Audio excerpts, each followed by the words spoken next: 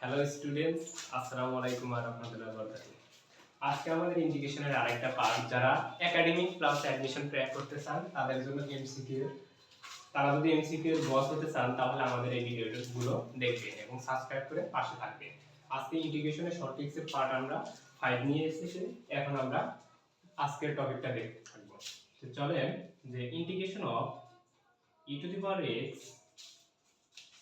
f of x একটা function plus f of x এর যদি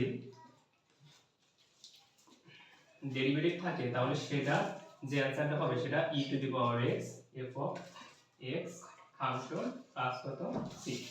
তো আজকের শর্টকাটটা হচ্ছে আমাদের এটাই যে e to the power x f of x তার যদি ডেরিভেটিভ থাকে তাহলে সেটার যে অ্যানসারটা আসবে সেটা হচ্ছে e to the power x f of x plus c। তো চলুন আমরা একটা উদাহরণ দেখি। উদাহরণ দেখতে পারে আমাদের বিষয়টা ক্লিয়ার হবে।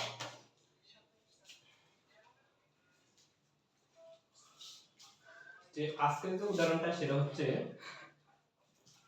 e to the power x integration of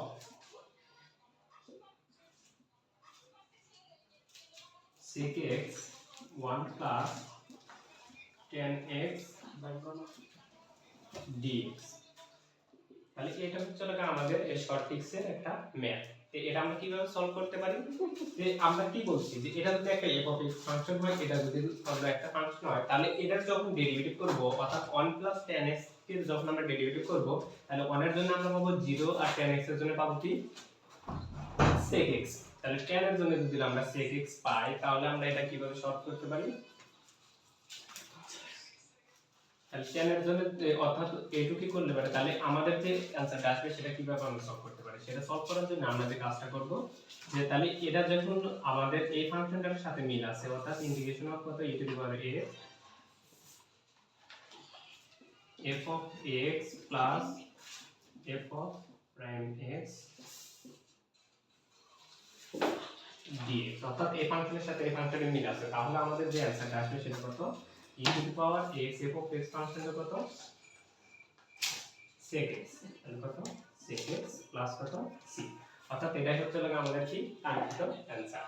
তো চলুন আমরা আরেকটা উদাহরণ দেখি যেটা আমাদের অ্যাডমিশনেও আসে। সেটা কি রকম ছিল সেটা আমাদের বইয়ে দেয়া আছে। সেটা কি যে x e to the power x x plus 1 whole square dx equal to কত 1। তাহলে এই ম্যাথটা আমরা সেই প্রসিডিউরটি করতে থাকবো। সেটা কিভাবে আমরা লিখলাম, তাহলে এটাকে একটু ভাঙাই e to the power x কে বাইরে নিয়ে আসি। তাহলে ভাঙালে এটাকে আমরা লিখতে পারি 1 বাই কত x plus 1 minus 1 by x plus 1 whole square dx।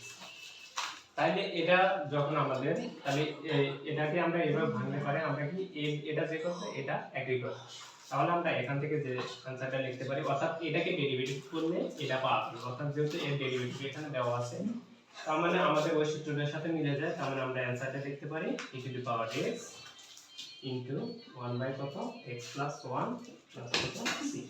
তাহলে আমাদের অ্যানসার আসবে e to the power x plus 1 plus c। এটাই হচ্ছে আমাদের অ্যানসার। তেমন কিছু করে না, শুধু এটাকে কি করছি ভাঙছি, ভাঙার বাদে আমরা সেই সূত্রটা ফালাইছি, ফালানোর কারণে এখন আমাদের কি করছে যে কাঙ্ক্ষিত অ্যানসারটা পেয়ে গেছি। সো আজকের মতো আমাদের এই পাঠ শেষ। আসসালামু আলাইকুম ওয়া রাহমাতুল্লাহি ওয়া বারাকাতুহু।